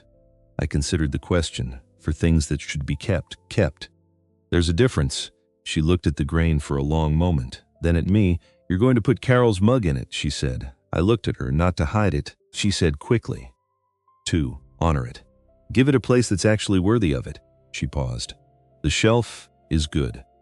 But it's also just a shelf. This is something you made, something you put real time and thought into. That's different." I hadn't fully articulated that to myself. But she was right. That was exactly it. "Yes," I said. She nodded slowly. She didn't say anything else about it. Didn't ask questions about what it meant for how I was feeling or what I was working through. She trusted me to be working through it in the way I knew how. That was the thing about Wren I'd come to understand. She respected the interior of another person. She didn't try to enter rooms she hadn't been invited into. She waited to be asked. She paid full attention when she was. I worked on the box for 2 weeks.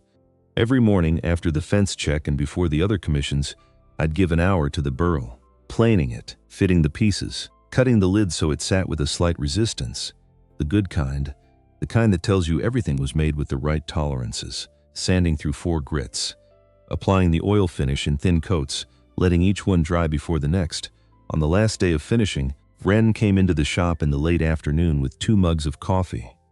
She'd started doing that, bringing coffee out to the shop around 3 if she was home, setting one on the edge of the bench and taking the stool without waiting to be invited. I'd started expecting it. She set the mugs down, looked at the box. "It's done," she said, almost. "One more coat tonight." She reached out and touched the lid with 2 fingers. Gentle. "The way you touch something you understand is finished and shouldn't be handled carelessly, Garrett," she said. She kept her eyes on the box. "Can I ask you something?" "Yes." Do you feel like you're moving forward? Not managing. Not keeping things running. Actually forward." I looked at the box. At the swirling grain, the complexity of it, all that beautiful difficulty. "Yes," I said. She looked up at me. "Good," she said. "It's just that." "Good." She picked up her coffee. We drank in the shop in the late afternoon light, the wood stove ticking, neither of us saying anything else that needed saying. The investigation moved slowly, the way federal investigations do. It had been 6 weeks since the Knoxville trip. Harlan Fitch had submitted the full documentation on my IRS matter and confirmed the inquiry was almost certainly retaliatory and would be closed. Wren had heard nothing directly from the FBI.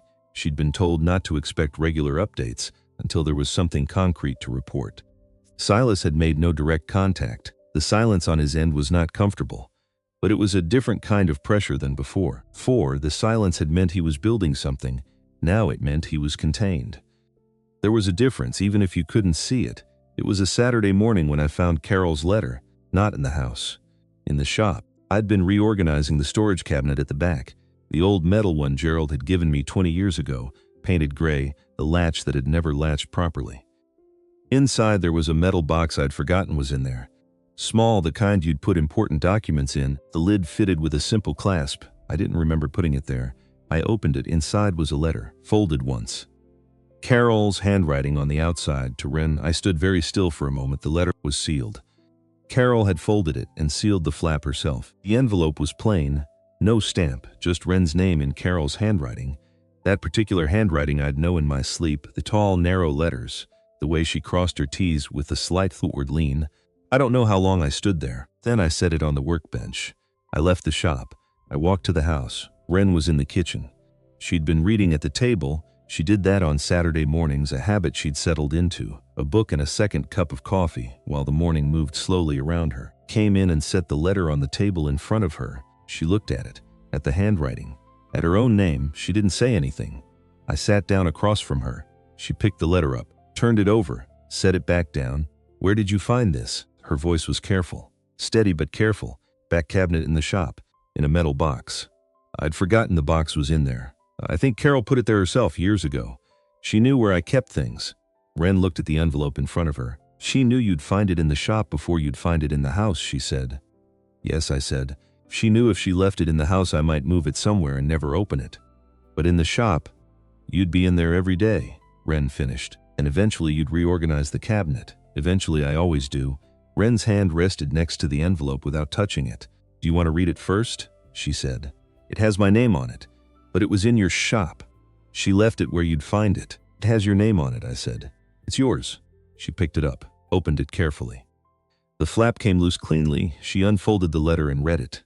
I watched her face, not intrusively, just the way you watch someone you care about receive something important. Slight movement of her eyes going down the page. The change in her expression partway through. Something releasing in it. Something that had been held for a long time loosening.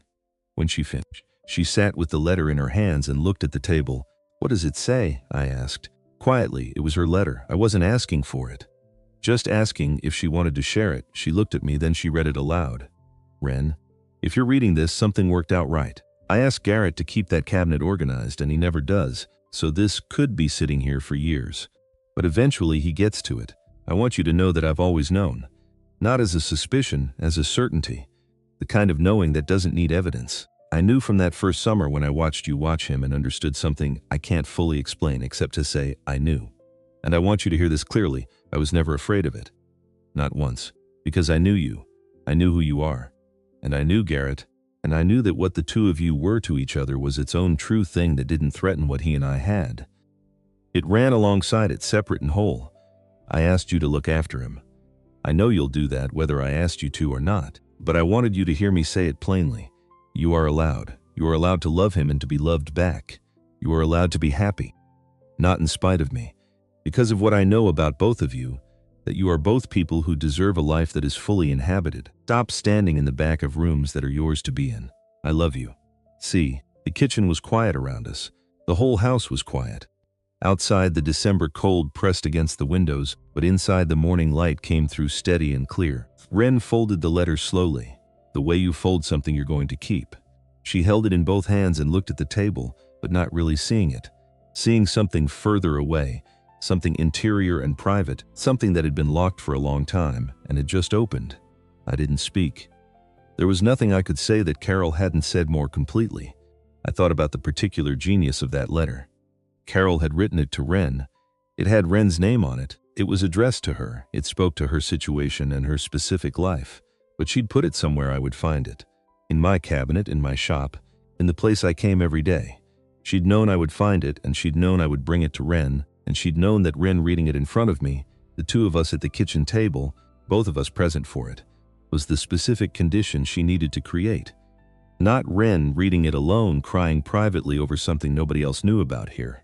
Together, because Carol had understood, in the precise way she understood everything about the people she loved, that the thing Wren needed was not just to be told she was allowed. The thing Wren needed was to be told she was allowed while the person she'd been waiting for was watching.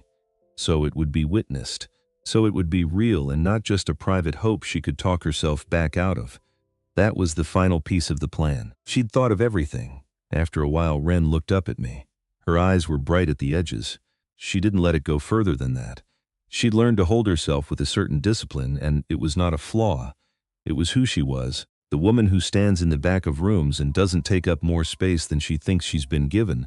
But Carol had just given her the room, in writing. In that tall, narrow handwriting with the leftward-leaning T's, I reached across the table, put my hand over hers, over the letter, over everything Carol had understood and held, and finally sent forward from the last season of her life. My hand over all of it. She turned her hand over under mine and held it. We sat like that for a long while, the coffee going cold, the December light coming through the window, thin and pale, the pothos on the sill, green and alive, a vine that had come in from a car in November and was now at home. It was the plainest and most complete moment I had felt in 3 years. 3 weeks after the letter, Silas Pruitt was contacted by federal investigators. I learned this not from the FBI but from Harlan Fitch, who had a friend at the credit union in an administrative capacity who mentioned cautiously that there had been federal visitors and that Silas had been placed on administrative leave pending an internal review.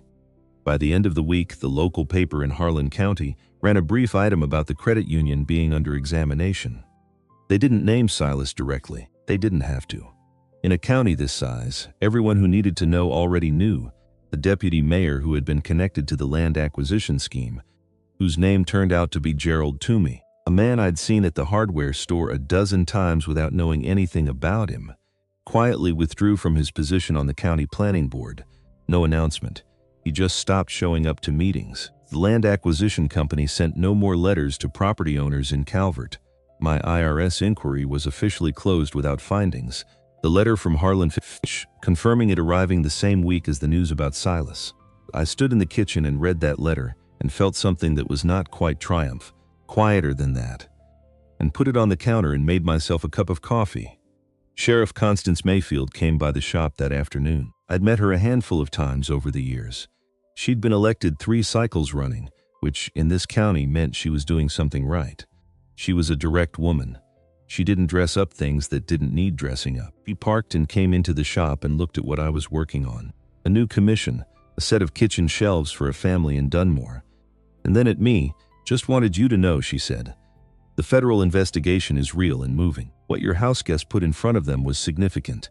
I can't tell you more than that. But I wanted you to hear it from a human being and not a newspaper. I appreciate that," I said. "How's she doing?" "Better," I said. "Day by day." Mayfield looked around the shop, the shelf with the photograph in the green mug, the wood stove. At the work in progress on the bench, "Carol was a good woman," she said. "She was," I said. "Seems like she had good taste in people too." Mayfield looked at me with the directness of someone who spent decades reading situations accurately. "That's a rare quality." She left without another word. I stood in the shop and looked at the door she'd gone through. Good taste in people. I'd been thinking about that a lot. About what Carol had built, quietly and without announcement, in the last season of her life. Not just the letter, not just the words she'd given Wren at the end of a hospital bed. The whole architecture of it, the careful positioning of one person to reach another person who wouldn't ask for help. The trust she'd extended in both directions simultaneously, to me, that I was capable of opening a door, and to Wren, that she was allowed to walk through it. That level of love is not common. Most love operates in the present tense. It works by showing up, by paying attention, by the accumulation of daily small choices. That kind of love is already a rare and valuable thing. But Carol's love had been designed to work after she was gone. She'd thought past herself. She'd made plans for a future she wouldn't be in. I thought about 3 years of managing, of keeping the fences up, and the shop running and the silence organized. Thought I was doing well by surviving it, getting through each day without breaking down. I'd told myself that managing was the best available outcome, but Carol had known better. She'd known I wasn't just managing, I was disappearing, day by day, slowly, to a life that was well-maintained and empty. She'd seen it coming before I felt it starting. and she'd done the only thing she could do about it from where she was standing. She'd put Ren in my driveway, in the rain, with a bag and nowhere else to go. That evening I told Ren about the IRS letter. We sat in the kitchen and I put Harlan Fitch's confirmation on the table, and I told her what Mayfield had said. She was quiet for a long moment. "It's not over," she said. "The investigation will take months. There'll be lawyers. There'll be things I have to testify to, I know. He'll try to complicate my name in the process. He'll say what people like him always say, that I knew, that I participated, that I have reasons to lie. And he'll be wrong," I said. "And the evidence will say he's wrong. Evidence doesn't always." Ren, I kept my voice even. "I know it doesn't always work cleanly. I know you know things about that better than I do. But you're not walking into whatever comes next by yourself. That's different now." She looked at me across the table. "You keep saying that," she said, "because it keeps being true." She was quiet for a moment. Then, carefully, "I don't fully know how to let that be real," she said. "I understand it here." She touched her chest, just briefly. "But there's a part that keeps waiting for the conditions to change, for you to realize something, or need your space back, or just recalculate." I looked at her steadily. "What would make you believe it?" I said. She thought about that. "Honestly, not quickly. Time," she said. "Just time." "All right," I said. "Then we have time." She looked at me for a long moment. The kitchen quiet around us, the pathos, the two chairs. "Okay," she said, and then something different, a small laugh. Not at anything funny, exactly. Just the laugh that escapes when a person finally stops bracing against something that isn't coming. I found I was smiling. We sat in the quiet for a while after that. Then Ren set her mug down and looked at her hands on the table. "Can I tell you one more thing?" she said. "Something I've been holding since before any of this." "Yes," I said. "The night Carol passed. I was there, toward the end, just the two of us for a little while." She wasn't talking much by then. But she took my hand and she said something. Ren looked up at me. Her voice was steady but careful, the way it got when she was handling something that mattered. She said, "Don't let him close the door all the way. You're the only one he'll open it for." The kitchen was very still. "I've carried that for 3 years," she said. "I didn't know what to do with it. I was afraid of it. Afraid it meant something I didn't have the right to act on." She paused. "And then my building flooded." I looked at her. "The timing was real," she said. "The building actually was condemned. But I'd been thinking about your door for 3 years. When everything fell apart that night, I knew where I was going before I picked up my keys." I sat with that for a long moment, the full weight of it. Carol in those last hours, still thinking ahead, still placing pieces. "She never stopped," I said. "No," Ren said. "She never did." Reached across the table and put my hand over hers again. Not the way I had after the letter that had been about Carol. This was different. This was just the two of us, and what was true between us, and the fact that we were both finally in the same room without any more distance between us than the width of a kitchen table. She turned her hand over and held mine. "Okay," I said. She nodded, that small laugh again, softer this time. Kind that comes from relief, not release. I found I was still smiling. January came, cold, clean. The kind of month that strips everything back to the essentials and asks you to decide what you're keeping. The walnut burl box was finished. I'd applied the last coat of oil 2 weeks before Christmas, let it cure through the holidays, and brought it inside the week after New Year's. It sat on the kitchen counter for a day while I decided where it should live, and in the end I put it on the mantel in the living room, where the light from the south window caught the grain in the afternoon and made the swirling patterns visible on a Tuesday morning in the second week of January. I woke up before 5. I lay in the dark for a while, not the restless dark of before, the 3 years of lying awake with nothing but the silence and the list of next day's tasks to fill the space where thought should be. This was different. I was just awake. The way a person is awake when something has resolved and the mind is resting in the resolution. I got up. Went downstairs. The kitchen was dark. The pothos on the windowsill. The box on the mantel catching no light at this hour. I opened the cabinet. The white cup with the blue rim was on the second shelf, exactly where it had been for 3 years. I looked at it for a long time, longer than I had in months, because lately I'd been opening that cabinet and reaching past it without looking, the way you stop seeing something that has always been there. But this morning I looked, I thought about Carol. Not with grief, or not only with grief, with something that was close to gratitude. For 26 years, for the choice she'd made to love someone the way she'd loved me, fully, without reservation, and with enough intelligence to know when I'd need more than she could provide. For the letter for Ren. I took the cup down from the shelf, held it in both hands. the green glaze a little uneven, the initials on the bottom in that slightly childish hand that meant she'd been pleased with herself when she made it. I'd always loved that unevenness. It was the most Carol thing she'd ever made. I carried it to the living room, opened the walnut box. I set the cup inside on a piece of cedar I'd cut to fit the bottom. The fit was right, that slight resistance, that satisfying soft click.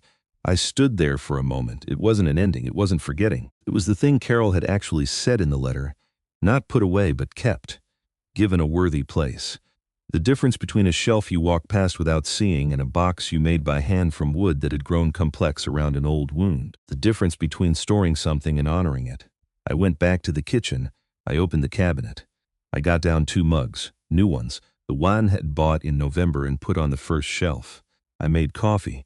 I heard her on the stairs at 6:15. Her footsteps. I knew the rhythm of them now, the slight pause at the third from bottom step that had always creaked and that I kept meaning to fix and had somehow never gotten around to. She came into the kitchen. Stopped when she saw the 2 mugs. Looked at the cabinet. Second shelf was empty now. Then she looked at me. I didn't explain it. She didn't ask me to. She sat down. I brought the coffee to the table and sat across from her. For a minute neither of us said anything. Then she said, "Garrett, yes." She looked at her mug, then at me. Her expression had that quality it got sometimes. Open in the way I'd been watching her slowly allow herself to be since the morning I'd gone to Birch Street and brought her back. Not unguarded. Chosen. There's a difference between those 2 things. "I think I want to stay," she said. "Not just until the apartment situation is sorted. Not just until the investigation moves forward and Silas is dealt with." She looked at me steadily. "I'd like to stay. If you want that." I held her eyes. "I want that." Said, she nodded once. Then she picked up her coffee and looked out the window at the January morning, the bare trees, the frost on the fields, the early light coming up gray and clean and clear. Carol would be very pleased with herself, she said. Small laugh came out of me. She absolutely would. She'd probably find some way to let us know she'd planned it all along. She wouldn't have to, I said. We'd both know. Wren smiled at that. A real one, the full version, the kind that reached her eyes and stayed there.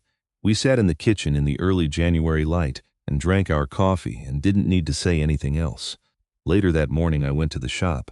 I stood in the doorway for a moment before going in. The cold smell of wood and oil that had been accumulating in that space for 20 years, the tin roof. The shelf above the workbench, where the photograph sat beside the piece of burl I'd finally worked into something. The green mug was in the box on the mantel now. The shelf looked different without it, not empty. Just made room for what came next. I thought about the line Carol had said, the one I'd been carrying for 3 years. "You can build anything except yourself, Garrett." Sat with those words for a long time in the way you sit with something that indicts you. Fair. Accurate. I couldn't argue with it then, and I couldn't argue with it now. But standing in that doorway on a January morning, thought about it differently than I ever had before. Maybe it hadn't been an indictment. Maybe it had been a diagnosis, the specific, clear-eyed kind that a good doctor delivers not to wound you, but to tell you exactly where the work needs to happen. Not punishment, navigation. Here is what's true. Here is where you are now, you know, and maybe what Carol had done, quietly in those last difficult months from inside a situation I could barely comprehend, was find a way to help with that building. Not by giving me instructions, not by leaving me a roadmap, by doing something more elegant than that. She'd put the right person in the right place and trusted both of them to find their way to something real. She'd done the part I couldn't do for myself. I was 58 years old. I had 12 acres and a wood shop and a commissions list that was running longer than it had in 2 years. I had Deacon 3 days a week.